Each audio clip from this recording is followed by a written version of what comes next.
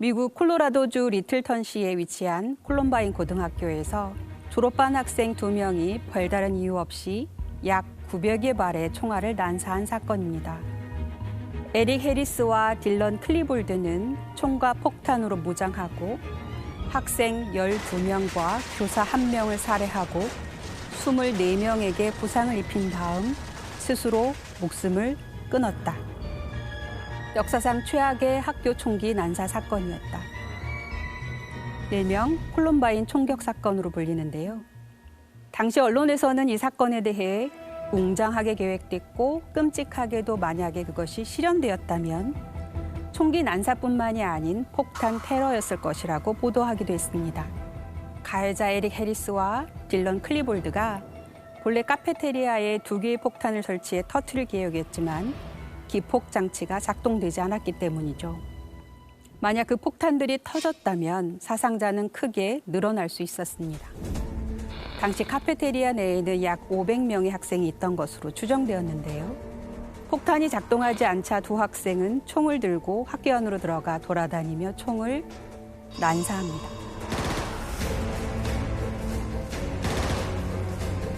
이후 이들은 출동한 경찰과 총격전을 벌이던 중 스스로 목숨을 끊는 극단적인 선택을 합니다. 당시 피해자와 가해자 모두 아이들이었기에 사회적 파장이 더더욱 컸습니다. 그 끔찍한 날 뒤로 16년이 흘렀다. 그 16해를 나는 아직도 여전히 알 수 없는 일을 이해하려고 애쓰는 데에 바쳤다. 그리고 누구보다도 나 자신에게 묻고 또 물었다.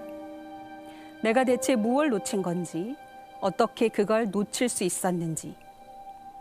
엄밀하고 철저하게 우리 가족의 삶을 파헤치고 일상적 사건이나 대화를 곱씹어 보며 내가 놓친 단서를 찾았다.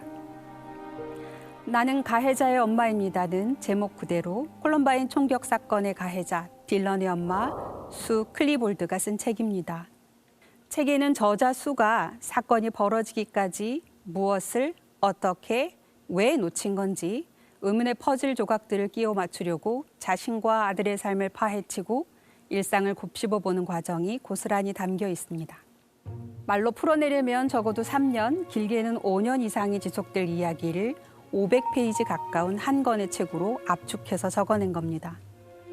아들의 살인과 자살을 받아들이기 위한 엄마 수의 노력은 가상하지만 책 제목을 보는 순간 우리 마음속에는 다른 의문이 피어오르죠. 가해자의 가족이 이렇게 책까지 쓰면서 그 이야기를 할 필요가 있나? 죄책감을 가지고 조용히 살아야 하는 게 아닐까? 독자에게도 온갖 의문을 불러일으키는 이 책을 읽기란 쉽지 않은 일입니다. 가해자의 이야기에 귀를 기울일 만큼의 심적 여유가 아직은 없기 때문이죠. 저 역시 마찬가지였습니다. 그럼에도 불구하고 임상심리학자, 나아가 트라우마 상담가로서 수가 대체 무슨 이야기를 하고자 하는지 들어보아야 할 의무감과 책임감에 눌려 이 책을 읽기 시작했습니다.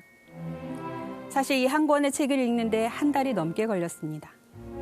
이 무거운 이야기를 단번에 읽기 어려웠고 읽는 동안 악몽도 적잖이 꾸었습니다.